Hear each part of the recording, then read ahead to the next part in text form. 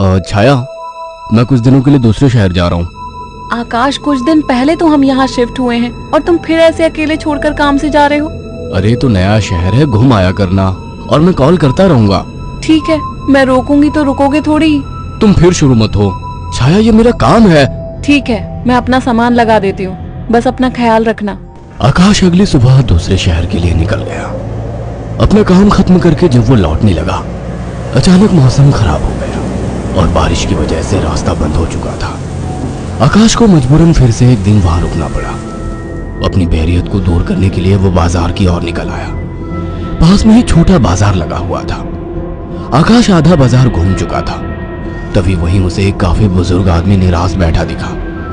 उसके पास दो छोटी छोटी मूर्ति और एक थोड़ी बड़ी मूर्ति थी, जिस पर काफी अच्छी कारीगरी की हुई थी। बाबा, आप क्यों परेशान हो? कुछ नहीं बाबूजी, बस सुबह से कुछ भी नहीं बिका। अरे बाबा, परेशान ना हो। ये मूर्ति कितने की है? एक काम कीजिए, ये 2000 रुपए है, ये मुझे दे दीजिए।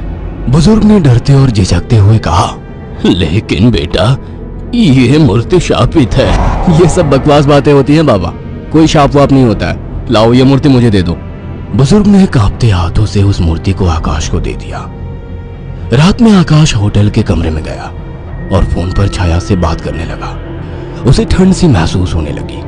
फोन रखकर वो सोने के लिए लेट गया। रात गहरी हो चुकी थी, बारिश की वजह से ठंड थी, पर उसे अचानक गर्माहट महसूस होने लगी। उसे अच्छा लग रहा था।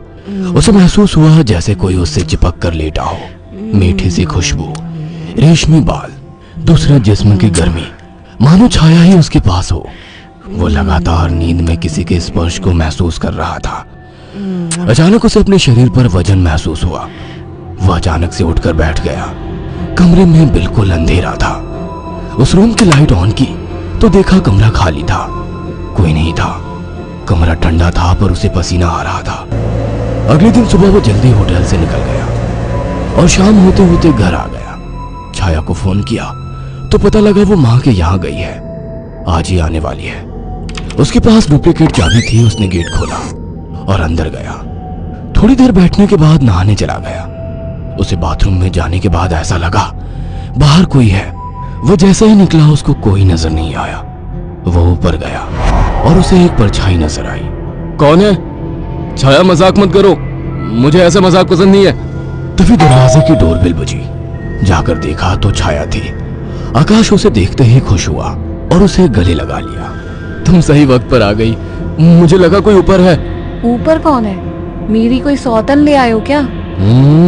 कैसी बात करती हो? अच्छा छोड़ो, मैं कुछ खाने का बना लूं, फिर बात करते हैं। हाँ ये ठीक है, मुझे ही भूख लगी है। अच्छा ये देखो कितनी सुंदर मूर्ति है। खाने के बाद वो अपने दोनों कमरे में प्यार की बातें करते हुए अपने निजी पलों के आनंद में लीन होकर सो गए। मगर आधी रात को आकाश को वही खुशबू स्पर्श महसूस हुआ। उसे लगा छाया को आज ज्यादा ही प्यार आ रहा है और वो जो कर रही है करने दो। छाया इस बार काफी उत्तेजित लग रही थी। आकाश को भी आनंद आ रहा था। अंधेरे में छाया ने आकाश के सारे कपड़े उतार दिए और पागलों की तरह उसके जिस्म को चूमने लगी। आकाश भी पूरी तरह से उत्तेजित हो गया था। छाया की गरम गरम सांसें आकाश को पूरी तरह से पागल बना दे रही थी और वासना का खेल चरम सीमा तक पहुंच गया। कुछ ही पलों का वासना का वेग लंबी लंबी और गहरी सांसों के बीच शांत हो गया। सुबह आकाश ने देखा छाया जाग चुकी थी। छाया चाय लेकर आकाश के पास आ गई। उठो, चाय पी लो। वह चाय के लिए उठा तो छाया बोल उठी, ये मूर्ति लेकर कब से सोने लगे तुम? अरे ये तो साइड में रखी थी, वहां बिस्तर में कैसे आ गई? आ गई होगी। एनीवे, चलो तैयार हो जाओ, ऑफिस जाओगे ना? लाओ इस मूर्ति को मैं रख देती हूँ। थोड़ी देर बाद छाया कमरे में सफाई करने गई। वो काम में बिजी थी, पर उसे लगा जैसे मूर्ति उसे देख रही है। जैसे उसने मूर्ति की तरफ देखा, मूर्ति अपनी जगह जैसी थी वैसे ही रखी थी। छाया काम खत्म करके कमरे से निकलने को हुई तो अचानक मूर्ति गिर गई। छाया ने पलट के मूर्ति को उठाया। अचानक मूर्ति मुस्कुराई। छाया डर गई और मूर्ति हाथ से छूट गई। डरते डरते उसने मूर्ति को उठाया तो उसने देखा वो सामान्य थी। शैतान मूर्ति डराती है मुझे, ये कहकर उसने मूर्ति को अलमारी में रख दिया। काम खत्म कर छाया नहाने गई और जैसे ही उसने कपड़े उतारे और पानी का नल खोला गर्म पानी उस पर गिरा। वो चिल्ला उठी और बिना कपड़ों के बाहर निकलकर भाग आई। उसके जिस्म पर छाले हो चुके थे। उसने आकाश को फोन किया। आकाश तुरंत चला आया और उसको अस्पताल ले गया। आकाश ने ऑफिस से कुछ दिन की छुट्टी ले ली। छाया, ये सब कैसे हुआ? पता नहीं, नल से गर्म पानी अचानक निकला। मुझे सब अजीब सा लग रहा है, मानो मुझे कोई देख रहा हो। तुम आराम करो, मैं कुछ खाने को लेकर आता हूँ। छाया लेटी हुई थी। अचानक उसने ध्यान दिया, मूर्ति उसकी ही तरफ घूर रही थी। अचानक उसे याद आया कि मूर्ति को तो उसने अलमारी में रख दिया था। अचानक वो मूर्ति हिलने लगी। छाया चीख उठी। आकाश दौड़ता हुआ आया। क्या हुआ? ये मूर्ति अभी खुद चली थी। तुम्हारा वहम होगा छाया।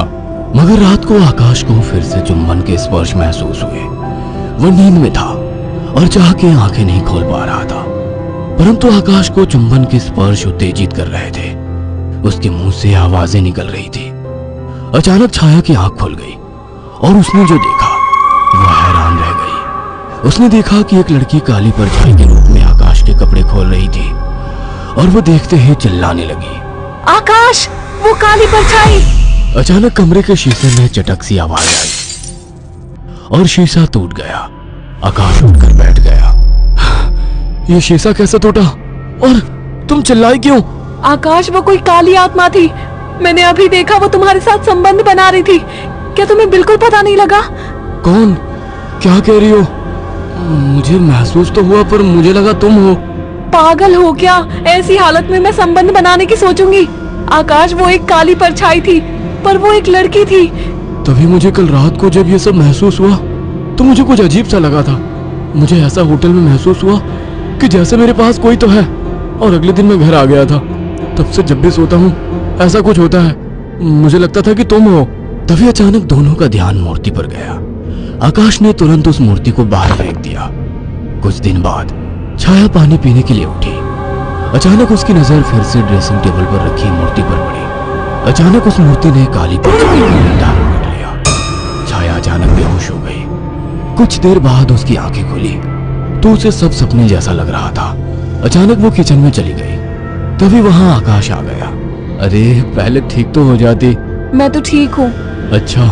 हाँ, आज तो मुझे एक अलग ही सुबह लग रही है। ओके, अब चलो आराम करो। मैंने तुम्हारे लिए कुछ दिन की छुट्टी ली है। अगर ऐसा है तो मुझे खूब प्यार करो। आज आकाश को छाया कुछ बदली बदली सी लग रही थी। खाने के वक्त भी छाया काफी अजीब तरीके से खा रही थी, जैसे वो बरसों से भूखी हो। छाया, क्या हुआ? आराम से खाओ। रात ठीक से खाया नहीं था ना, तो मुझे जोरों की भूख लग रही है। वैसे आज मीट बना काफी अच्छा है। गांव में अम्मा ने सिखाया था। अम्मा ने? कौन सी अम्मा ने? तुम तो कभी गांव गई ही नहीं। वो सब छोड़ो, सुनो ना, मेरा मन रोमांस का हो रहा है। तुम्हें लगता है ये सही वक्त है? प्यार करने का कोई वक्त नहीं होता। अचानक छाया आकाश से जाकर लिपट गई। उसके जिस्म को चूमने लगी। आकाश ने देखा छाया ने आज साड़ी भी अलग तरीके से बांधी थी। दोनों के बीच संभोग क्रिया होने लगी। दोनों काफी उत्तेजित थे। अचानक आकाश को फिर से छाया में वही खुशबू और स्पर्श महसूस हुआ। छाया आकाश को छोड़ने का नाम तक नहीं ले रही थी। आकाश को महसूस हुआ ये छाया नहीं है। आकाश ने एक झटके से छाया को धक्का दे दिया। रुक क्यों गए? प्यार करो मुझे, रुक क्यों गए? आवाज में भारीपन था। आकाश की आंखें बंद थी, पर जैसे ही उसने आंखें खोली, जिसमें छाया का था लेकिन चेहरा किसी और का था। आकाश ने कांपती आवाज में कहा, मेरी बीवी कहाँ है? छाया के चेहरे के हाव भाव बदलने लगे। उसका चेहरा सफेद और आंखें काली थी। वो गुस्से में बोली, मुझे पसंद नहीं थी वो, मार डाला उसे। अचानक वो एक परछाई में बदल गई। उसने अपने लंबे और पहने दांत आकाश की गर्दन में डाल दिए। आकाश एक दिल दहला देने वाली चीख के साथ शांत पड़ गया। कुछ दिनों बाद जब घर से बदबू आने लगी तो पड़ोसियों ने पुलिस को बुलाया तो देखा दोनों की लाश बहुत बुरी तरह से कटी पड़ी है और सड़नी शुरू हो चुकी थी। पुलिस को लाशों के पास से वो मूर्ति मिली थी। अगर आपको हमारी ये कहानी पसंद आई हो तो इसे लाइक और शेयर करना ना भूलें। साथ ही ऐसी और नई कहानियों के अपडेट्स पाने के लिए हमारे चैनल अक्षु टीवी को जरूर सब्सक्राइब करें।